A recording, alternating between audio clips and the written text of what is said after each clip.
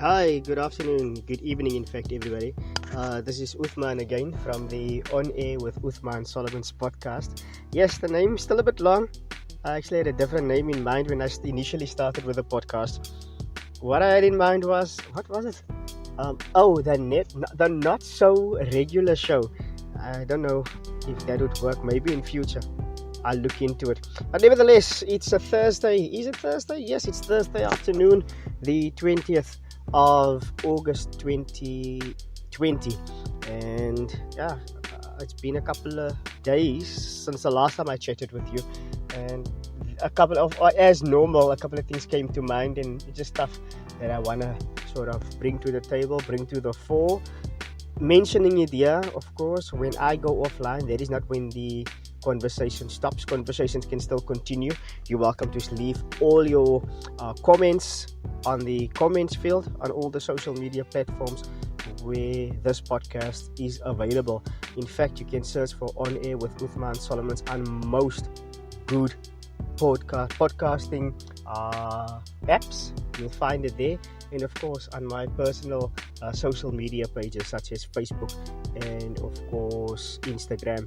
So things that came to mind a couple of weeks ago, in fact earlier today, myself and my colleagues and the pharmacists, we chatted a bit about patients coming to the pharmacy and having questions, unanswered questions.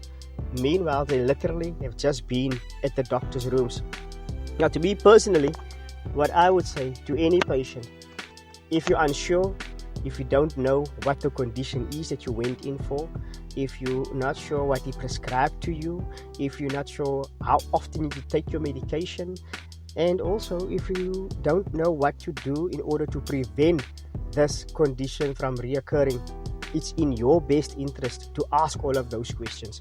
You're the one who goes to doctor, not the pharmacist, not your neighbor, not your parents, not your spouse. You're the one who's going to the doctor, who's sitting there in his room. And let's be honest, doctor's consultation fees nowadays doesn't come cheap. If I personally have to go and spend 250 to almost 400 rand on a consultation fee, you can be sure I'll ask every single question I have to the doctor. Now, I understand that at times when you go to the doctor, you've got an ailment, you're probably very sick, and the only thing you want to do is to get your prescription so that you can go to the pharmacy, that the pharmacist can dispense you something that's going to cure you from this ailment or the illness, and you don't necessarily have time over there and then to ask these questions, or these questions might not even come to mind at that time, at that instance. But this is why I'm bringing it up. Next time when you go to the doctor, ask as many questions as you feel comfortable before you leave that doctor's rooms, because unfortunately sometimes the doctor will prescribe something and he would give you another tablet or another separate prescription for something else, and the guys at the pharmacy won't know what item or what medication you're supposed to start on first. And that is where you come in. You're the link between doctor and the pharmacy. You're the link between doctor's rooms and the pharmacist. You're the one who has to ask all those questions so that in turn the pharmacist should be able to assist you better. Okay, so that is just on doctor's visits. And I'm mentioning this because I've been working in our community at the pharmacy at Clicks for a long time now. And 4 years I think is a mighty long time. And so often I see patients come in and they don't know what doctor intended for them to get. They don't know what medication doctor prescribed, and they don't know, especially in cases where there's multiple scripts or an additional medication prescribed, they don't know when exactly to start that one on. And doctors, I'll be honest with you, isn't always very clear on their prescriptions to relay that information to the pharmacist who helps you, so that you in turn as the patient can get the correct information. Another thing that came up this week, I've started, I don't like to call it this, but as we call it in the wood, I've heard people saying, I've started a side hustle. And the side hustle means that I get stock in, which I in turn sell to customers and obviously make a buck out of it. Now, the other two orders went well because the deliveries were straightforward. It was to my residential address. The last order which I had to do was to go to one of our local retail stores, and the service there, as a first time user of this service at that particular retail store, was bad. I'm mentioning this because I want everybody who's listening to this podcast in Atlantis to be made aware of a few things. Importantly, first and foremost, is that in this current economic times that we find ourselves in, where people have lost their jobs, either due to the economic situation in the country and or COVID-19/coronavirus, it is very, very, very important that each and every single one of us, whether you work for a big retailer or whether you work as an independent owner or a franchise, we need to up our level of service in whatever business sphere we find ourselves in, especially when you're dealing with customers. Just a quick overview. When I went into the shop to get my collection, the assistant at the store didn't bother to stand up to greet me as a customer. Ek sê nie die man moet 'n rooi tapijt uitrol en balloons opblaas en frilletjies hang vir my wat kom daar nie. All I'm saying is, when a customer comes in, if you were sitting because your shop was quiet, but when the customer comes in, you get up off your chair and you greet the customer, you acknowledge that customer. Hy het dit gedoen nie. Secondly, when I opened my mouth and asked him about the parcel that I needed to come collect, his blunt response was, "Ons systems is van lyn af. Dit was al heel dag van lyn af. Dit sal die vandag aanwys." Not once did he look on the computer to check whether the system is online. He didn't ask me for any of my details to check and see whether the system might be on at the time when I was there. And he couldn't be bothered on whether I had to come all the way from home to come in to the store to collect my parcel and just had to turn around empty-handed. It wasn't a concern for him. And that level of service is from the 20 years of retail experience I have at the moment, it's just disgusting. That's not a level of service that I would give to any customer, and therefore I in turn don't appreciate that kind of service from anyone. On the bright side, or on the upside, I must admit I went back to the store to ask for the store's contact number so that I can phone them before I come down there again the following day. This guy who served me, he just said to his colleague, "Gee die nommer."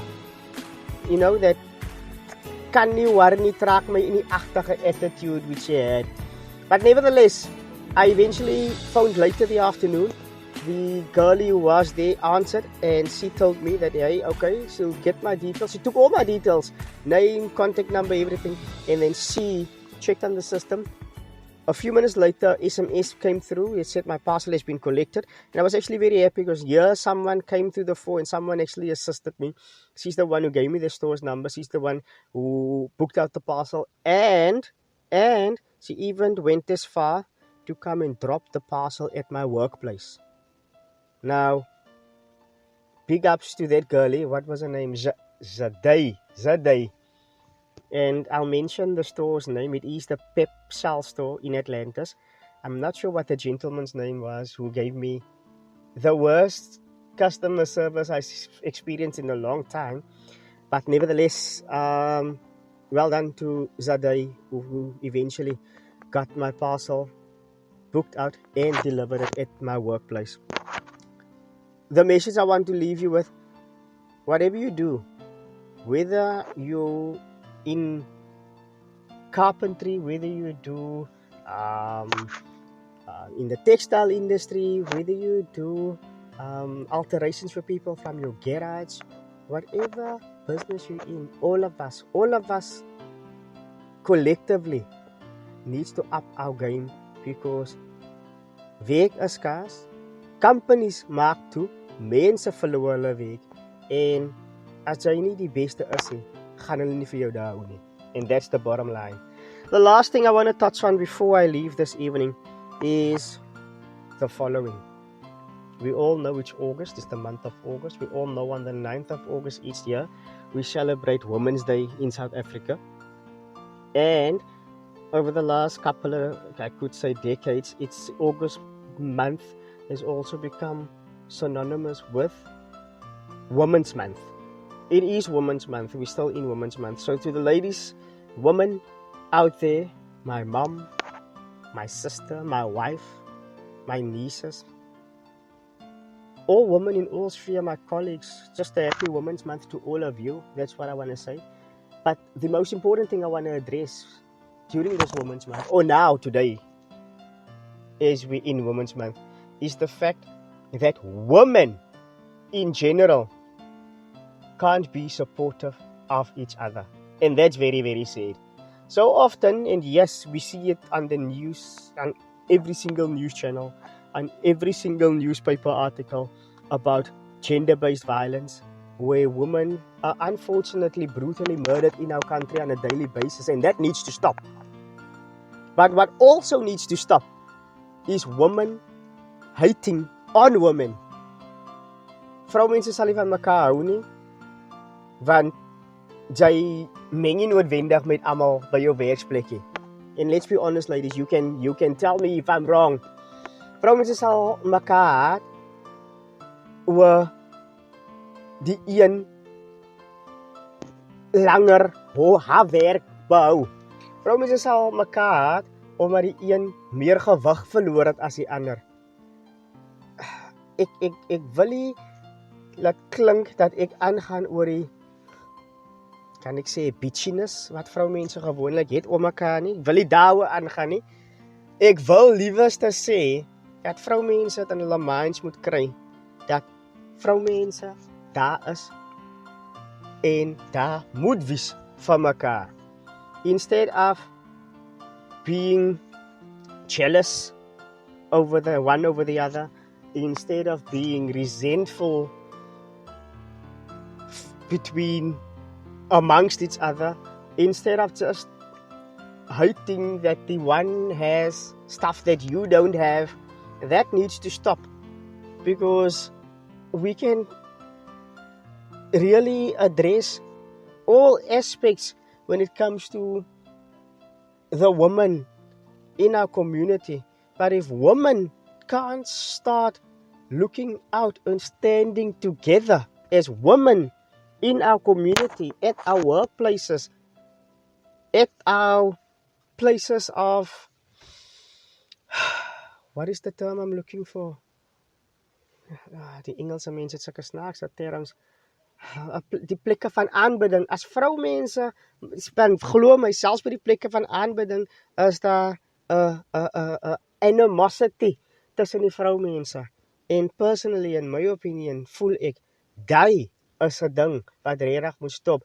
Die haat van die een vrou na 'n ander vrou moet eind kry, sodat vroumense mekaar kan sien in 'n lig van, die ander vrou is my suster, die ander vrou wil ook goed hê vir my, wat ek wil hê vir myself, moet ek eintlik toewens vir 'n ander vrou, whether it be gesondheid, 'n mooi kar, 'n goeie werk, 'n goeie husband, ordentlike kinders, goed gemanierde kinders. Daai is die tipe van goed wat vroumense van mekaar wil hê in die lewe in, veral in die lewe soos wat dit vandag is, veral in die lewe waar mense te bang moet wees om jou vrou alleen by 'n busstop te laat staan, in die lewe waar dit vandag moeilik is om jou meisiekind alleen van die skool af te laat loop, moet vroumense ook opstaan en vir mekaar uitkyk, moet vroumense ook vir mekaar kan defend, moet vroumense ook daar kan wees en sê, kykie, jy sukkel nou, maar ek gaan jou bietjie verder dra, because she ain't heavy, she's my sister. Guys, on that note, I'm signing off. I don't know when I'll have another podcast session. I never find time to do these things, but my heart is here. I promise you, if I will make a point to do it more frequently. But until next time, thank you for tuning in.